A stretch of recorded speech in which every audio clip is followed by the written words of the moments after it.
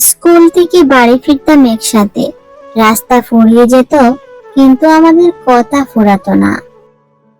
বক বক করতে করতে বাড়ি ফিরতাম দুজনে। একেবারে বেঞ্চের পাশাপাশি বসতাম দুজনে। সাক্ষী ছিল লাস্ট বেঞ্চে ফেলে আসা হাজারো রূপকথা।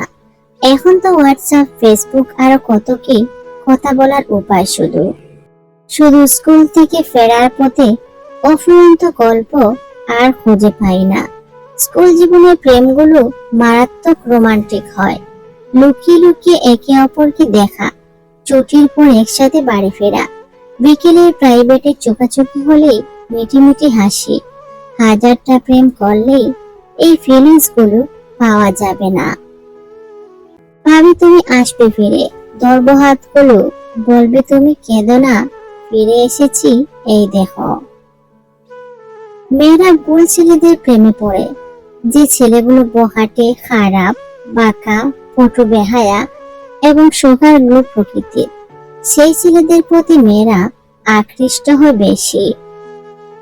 ভদ্র ছেলেদের প্রতি মেয়েরা আকৃষ্ট হয় কম।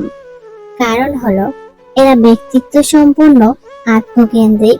বেহায়াপনা এদের দ্বারা হয় না। যে হাসছে তার হাসির শব্দে ভাঙছে আমার পৃথিবীর সাজানো দালান। কিছু কিছু মানুষ জানে তারা একে অপরকে ছাড়া থাকতে পারবে না, কিন্তু তারা এটাও জানে যে তারা কখনো একে অপরের হতে পারবে না।